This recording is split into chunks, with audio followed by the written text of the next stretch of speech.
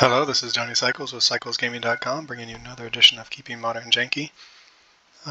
We are this week playing a Boros, Chandra / Super Friends burn deck, looking to gain some value out of the early one drops like Esper Sentinel and Ragavan, until we can stick an Oath of Gideon and or a Chandra Acolyte of Flame, which will then allow us to ultimate our 4-drop Planeswalkers ahead of curve.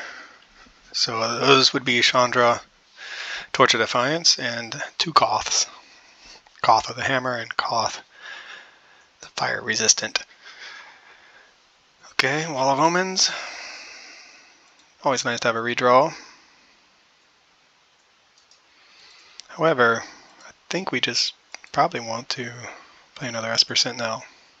If we are up against Yawgmoth, then we're not going to get too much value out of it, although they do play things like Quarter Calling and stuff like that could draw us cards. But if our opponent's doing Quarter Calling, we can draw all the cards in the world and we're probably still dead. Double Esper Sentinel. Yay. See if we get to draw any cards off of it. Stranglehold Geist. That's a good one. So it does look like it might be Yawgmoth. That'd be good. We have been playing a lot of really fun brews, so it'd be nice to see how the deck performs against a more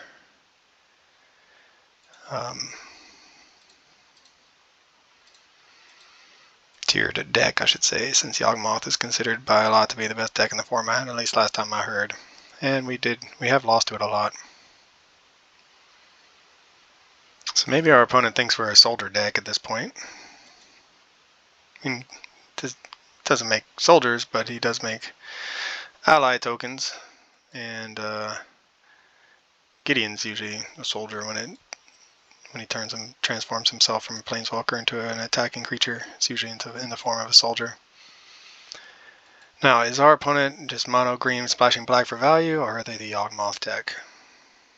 I used to play Strangleroot Geist, a mono green deck that would splash for black. This is back when this is standard. Yeah, it's Yawgmoth. Alright, well, so we have a question.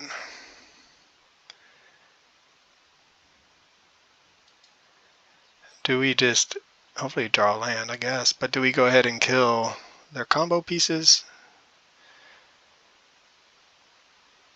Or do we try to burn them out? I think we have to kill their combo pieces. I mean, this double helix would answer a Yawgmoth, but I want to see if we can't just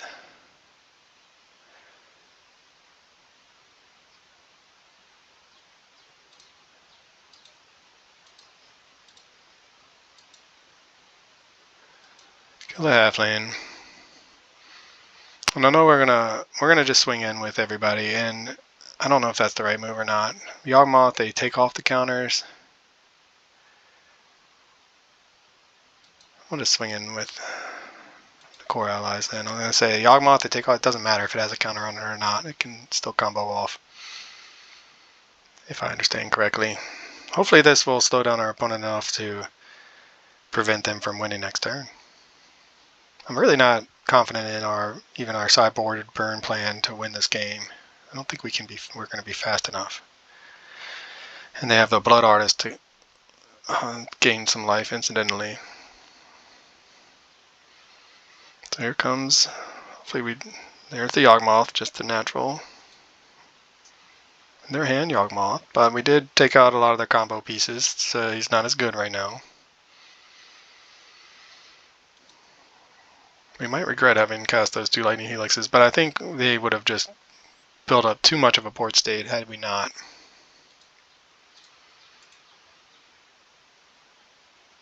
Maybe this is a matchup where we take out the Esper Sentinels. I mean, they do play sorceries in instance, just not very many. Another Wall of Omens. So we can shock ourselves and take 2, or we can just take 2.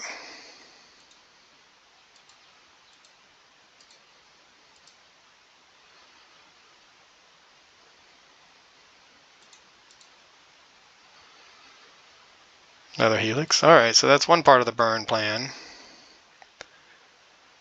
See what our opponent's last 3 cards are, if they can go find a combo piece. If we draw a second burn spell, we do have an answer to this Yawgmoth, finally.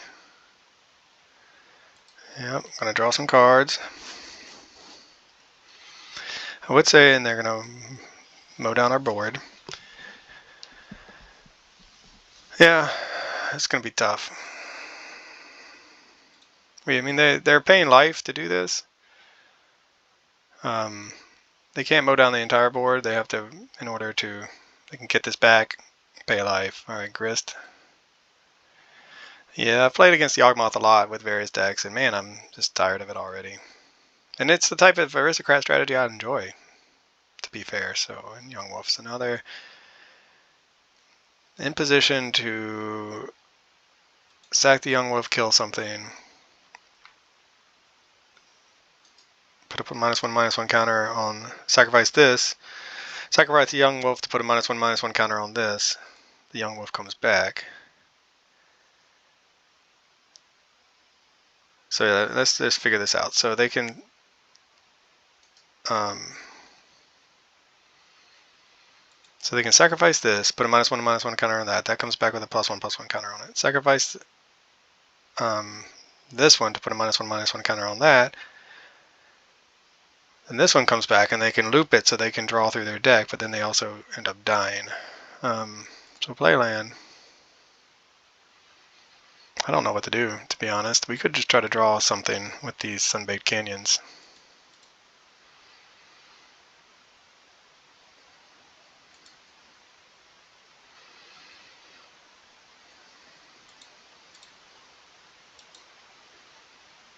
All right, 2 cards. We have to, oh, another Esper Sentinel.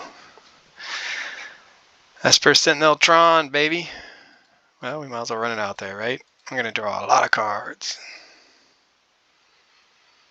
Okay, and then Grist is a creature when it's anywhere but on the battlefield, so it doesn't even trigger the Esper Sentinel. I mean, we could attack for no value. I mean, it might force their hand to block and then do their shenanigans, but right now I think we're just going to be in for them digging for their answers via this combo. So they'll mow down our field. No, they won't. I keep forgetting they can't just do it repeatedly. They have to sack a creature, and then so now they can sack this to give one of these a -1/-1 counter, and then they can run it back. So they can eventually get to the point where they mow down our field. I'm just hoping they get to the point where they are low enough in life and they don't find a Blood Artifact or kill us that we can sneak out a win via burn. However, we used 2 Lightning Helixes on their combo pieces, only to have them rebuild almost immediately. I think that was the right play, because that Hapatra can just get out of control with building an army very quickly. So that we would be at 9, right? 9, they would effectively have a board full of snakes, but we would have 9 points of damage, and they're at 13. I don't think we're going to get there this turn, or this game, with the amount of burn that we have in our deck and in our hand, obviously. But our opponent might make some mistakes here or there. We have these Wall of Omens to help protect our life total a little bit. Court of Calling, it looks like. For Blood Artist, maybe? No, it's got to be a green card, right? No, just creature card. So imagine it'd be for, they're going to tap all their mana to not let us draw a card. Go get a Blood Artist or Hapatra. There's the Port Cutthroat.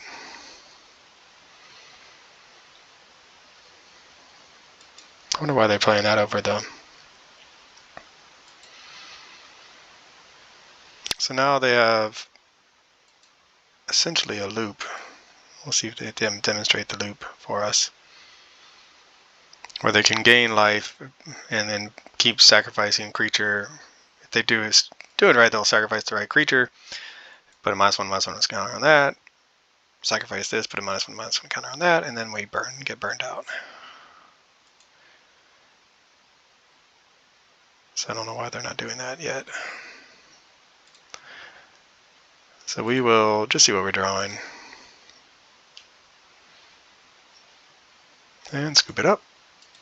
Alright, so what do we want to bring in against Yawgmoth? Again, we don't have much of anything. Since our sideboard plan is transformational, we will bring in our burn plan. Now, Wear Tear, they do...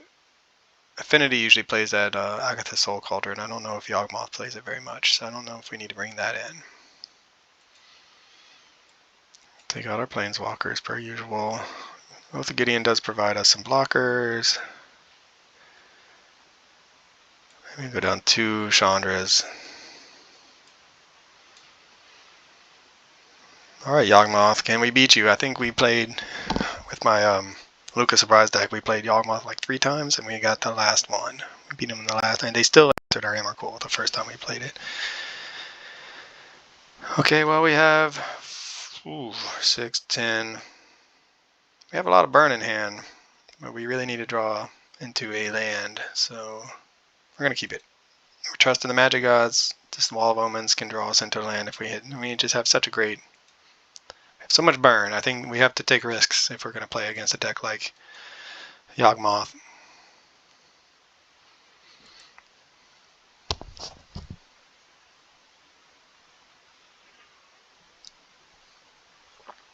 We're going to have to get a little bit lucky. We have a lot of burn. That's 3, 6, 9, 12, 16 points of burn. So we really wanted to land red source here would be ideal. Then we can play it and cast Searing Blaze, red source. Another Wall of Omens.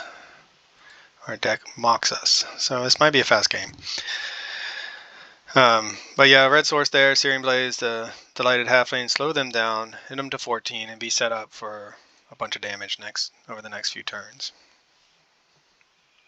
But, I mean, we played 23 lands. The odds are in our favor that we draw a land.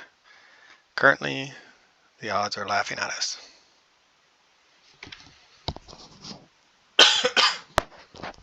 Alright, all the mana dorks. Get in there, Delighted Halfling. No, okay. Land. Alright, we did find a land. So we will go get...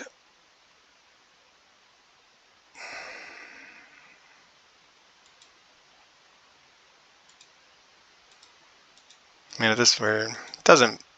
whatever. I mean, it is what it is.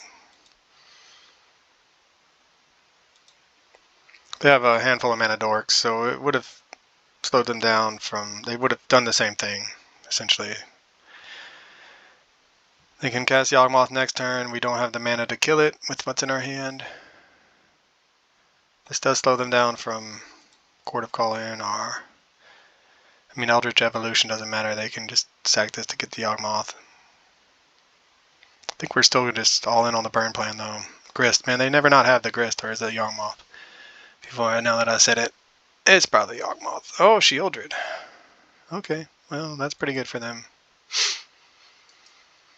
So they're going to gain a bunch of life back, and we don't have currently any way of answering the Shieldred or the life gain. So they sideboarded correctly. We did get a land, though. That's our first step to answering. So now we're going to end up exhausting or just spending so many resources to answer the Shieldred. And we're losing the race on life total. So yeah, we're missing that land drop, slowed us down. However, the Shieldred in this current spot, we're so far behind that we're going to need to use double helixes to kill it, and then they're going to be, and the whole time they're going to be Wall of Omens. Assuming we draw another land. While we're using our burn that should go to their face to kill their Shieldred, they'll be drawing cards, gaining life, and drawing into their combo pieces. And laughing along the way. Ha ha ha. We need to get them to 10 while having 6 mana, so yeah, that seems really unlikely from where we're at right now.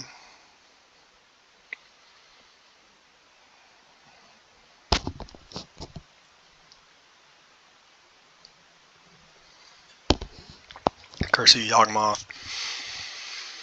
I've beaten you once, at least. Maybe more than once, but once that I can remember. And I still had to slog through so much. It was amazing. You can watch the video. It's up on YouTube, Johnny Cycles. Or it's actually under cyclesgaming.com now, too, under the article for Blood Moon Lucas Surprise. Comes the Yawgmoth. And now they have their most of their combo is in place. We drew the land though.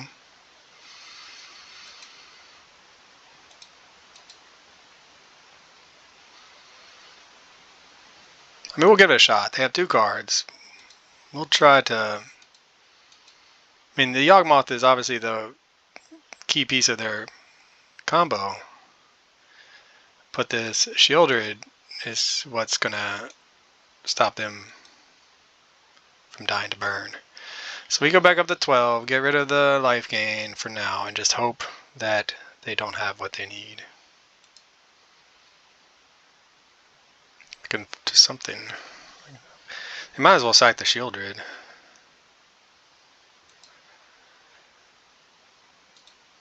Oh, they're going to gain life drawing cards. Yes, sneaky, sneaky. That's a sweet combo. Forgot. Of course, I don't know why. They've just been gaining life drawing cards. So now they're going to pay a life, draw cards, and gain. So they'll net a life each time to do that. They'll just do it twice, though. And then they nerf our Helix, so we don't go to 12. Shrink our Wall of Omens. Okay, so now we just, after they drew 2 extra cards, and then we have to 5 cards, now we just need our opponent to have nothing, and for us to go land into burn. So into burn and not die to attacks. I think our odds are pretty good, right? Surely that is a thing that can happen easily. They don't have a lot of power on the battlefield right now, but we don't have a lot of life. So, and it's a Thoughtseize. So they're paying 2 to avoid 4. So I think I can do that kind of math.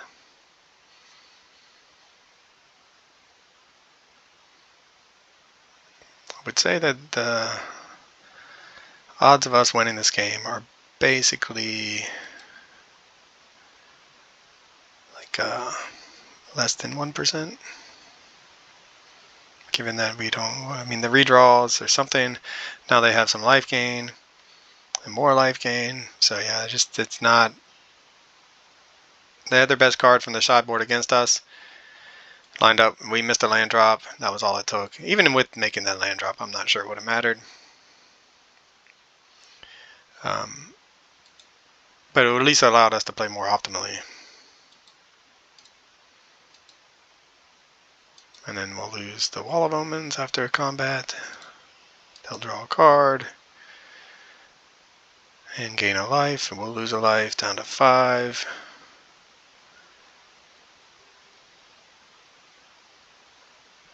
Yep.